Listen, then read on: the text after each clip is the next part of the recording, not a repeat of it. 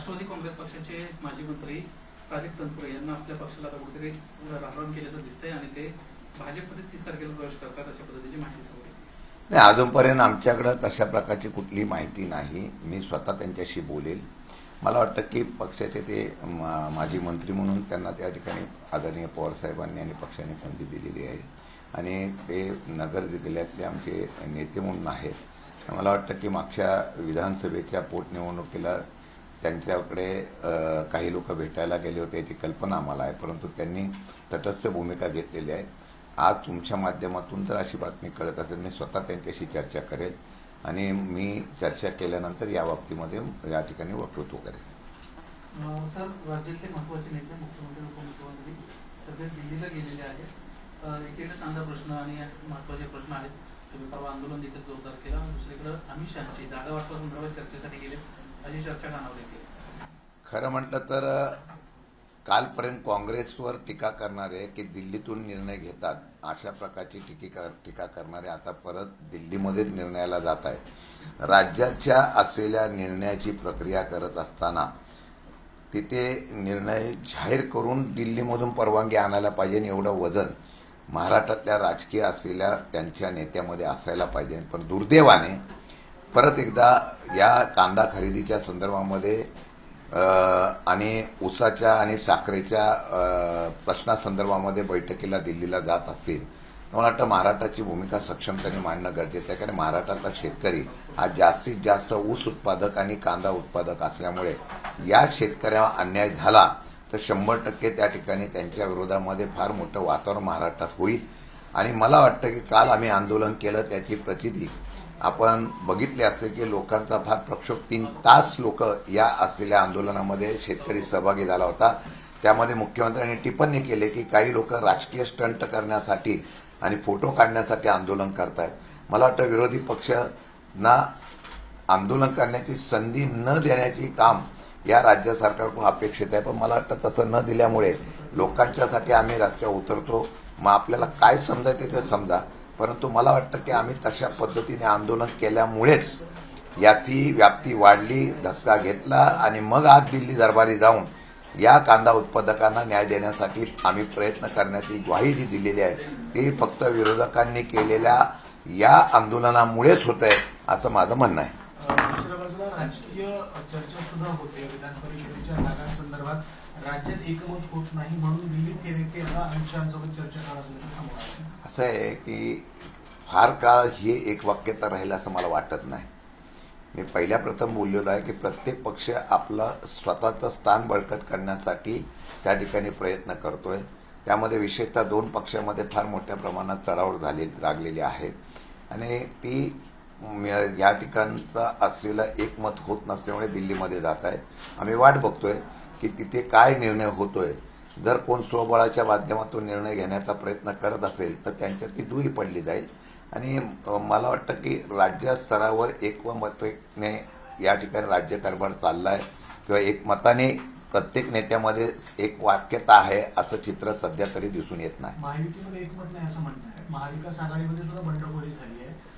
परभणी, बीड, लातूर त्यासोबतच परभणीच्या जागेसंदर्भात राष्ट्रवादीच्या किंवा इतर उमेदवारांना न विचारता शिवसेना ठाकरे गटाच्या नेत्यांनी अर्ज विकत घेतला आणि अर्ज दाखल करण्याची प्रक्रिया सुद्धा सुरू केली. आज आमची बैठक आहे. आज बैठकीमध्ये आता 2 वाजता बैठक होईल. त्या 2 वाजताच्या बैठकीमध्ये आम्ही निर्णय घेतोय, चर्चा करतोय. पहिलीच बैठक आहे. आपण सांगितलंय तशा पद्धतीने आमचे पण काही कार्यकर्ते इच्छुक आहेत की आम्हाला फॉर्म भरायचा आहे, परंतु आम्ही बैठक घ्यायची म्हणून आम्ही सगळे चर्चा करण्यासाठी थांबलेलो आहोत.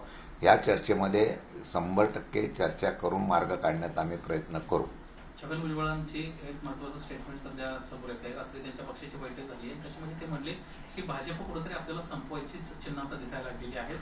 एसआयआरच्या निमित्तानं आपल्या विचारधाराशी संबंधित मतदार कमी केले जात आहेत आणि त्यामुळं राष्ट्रवादी काँग्रेस पक्षानं सर्व जागांवर उमेदवार उभे करायला हवेत, त्याची तयारी करायला हवी. एकंदरीतच मोठ्या पक्षांची भीती छोट्या पक्षांना दिसते. जे स्वर्गवासी अजितदादांनी धोका ओळखला होता तो आता भुजबळ साहेबांनी ओळखला असेल.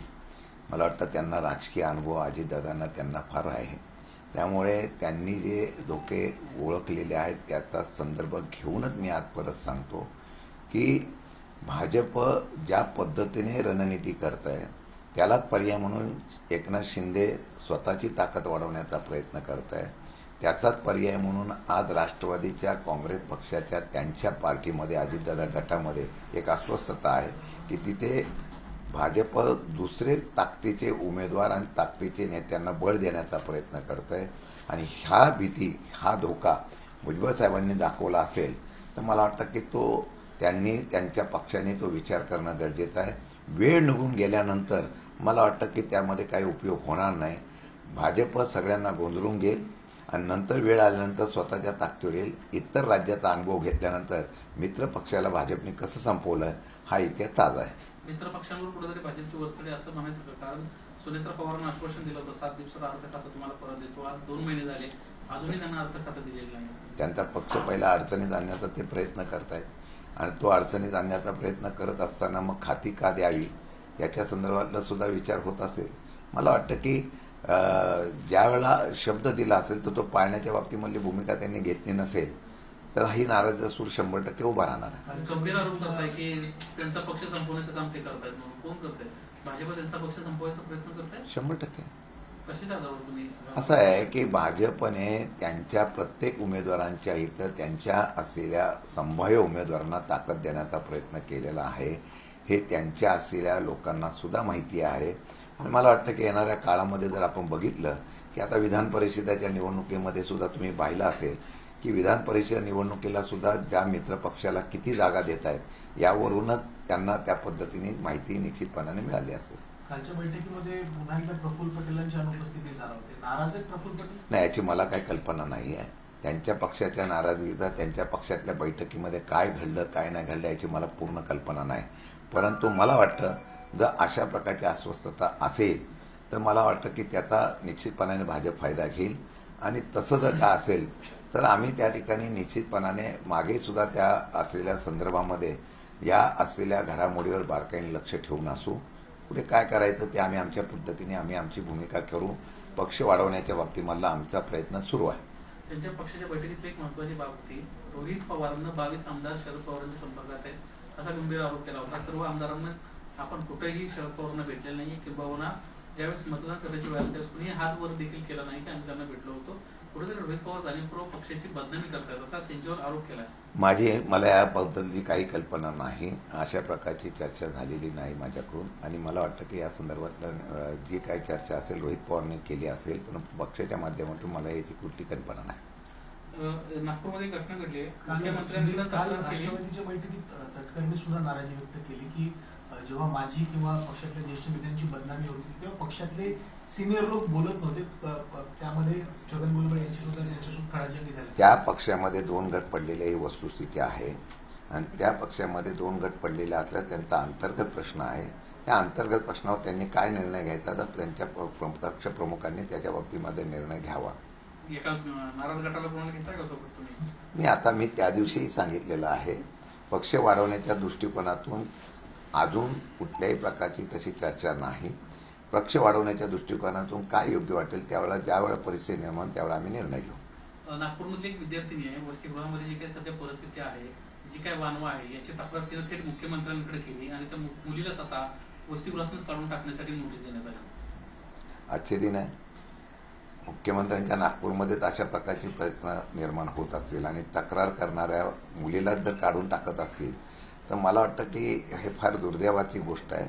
एखाद्या गोष्टीच्या संदर्भामध्ये कुठेही तक्रार ऐकली जात नसेल आणि ती जर वरिष्ठांकडे कळवली असतील आणि त्या कळवल्यानंतर सुद्धा त्यांच्यावर कारवाई करण्याचा प्रयत्न होत असेल तर ज्यांनी कारवाई केली त्याची माहिती आम्ही घेतो आणि त्यावेळेला त्या मुलीच्या पाठीमागे आम्ही 100% उभे राहू. एसआयआरच्या अनुषंगानं कशा पद्धतीने तुमची तयारी चालू आहे? एसआयआर सध्या राबवणं सुरू केलेलं आहे. एसआयआरच्या माध्यमातून आम्ही आता प्रत्येक मतदारसंघामध्ये आमच्या लोकांना तशी कल्पना देतोय. बैठका करून त्याच्या सूचना केलेल्या आहे. काय प्रगती झाली आहे त्याचा मी आता आढावा घेतलेला आहे. भविष्य काळामध्ये 1 महिन्याच्या आतमध्ये सगळीकडे एसआयआरच्या बाबतीमध्ये BLA नेमण्यासाठी आम्ही पक्षाच्या माध्यमातून फार मोठ्या प्रमाणात प्रयत्न करून ती यंत्रणा राबवण्याचा प्रयत्न करू. एक 5-6 महिन्यांपूर्वी पोर्शे अपघात प्रकरण खूप महाराष्ट्रामध्ये गाजलं होतं आणि त्या अपघातामध्ये जे आरोपी होते ते नुकतेच जेलमधून बाहेर आले. त्यांच्या सेलिब्रेशनचे व्हिडिओ सध्या सोशल मीडियामध्ये खूप व्हायरल झालेले आहेत. अग्रवाल नावाची फॅमिली आहे, कोर्शी अपघात पुण्यामध्ये जो घडला होता त्याचा मुख्य आरोपी जेलमधून बाहेर आलेला आहे, त्याचं चंगीज स्वागत देखील केलेलं आहे. असं आहे की एखाद्याच्या मृत्यूला कारणीभूत ठरल्यानंतर ते बाहेर आल्यानंतर त्याचं सेलिब्रेशन होत असेल तर मला वाटतं हे दुर्दैवाचं आहे. आणि त्या असलेल्या सेलिब्रेशनमध्ये जर काही नामांकित व्यक्ती त्या ठिकाणी हजर राहत असतील तर त्याहीपेक्षा मोठं दुर्दैवाचं आहे.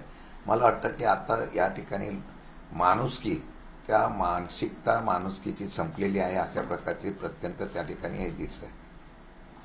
मनोज जरांगेंच्या आंदोलनाच्या संदर्भात पुन्हा एकदा ते स्वतः उद्या पत्रकार परिषद घेत आहेत. सरकारकडनं प्रसाद लाड यांनी त्यांच्याशी चर्चा केली, परंतु कुठेतरी चर्चा निष्फळ ठरल्याचं दिसते. पुन्हा एकदा ते आंदोलनाचा इशारा देण्याच्या प्रयत्नामध्ये आहेत. नाही, आता मनोज जरांगेंच्या आंदोलनाच्या संदर्भातून त्यांना सरकारने जी काय आश्वासन दिली होती त्या आश्वासनाचं काय झालं याच्यासाठी ते परत त्या ठिकाणी बोलत असतील, आंदोलन करत असतील तर सरकारची जबाबदारी आहे. सरकारने त्याच्या संदर्भामध्ये परत आंदोलन होऊ नये यासाठी निर्णय घ्यावा आणि मार्ग काढण्याचा प्रयत्न करावा.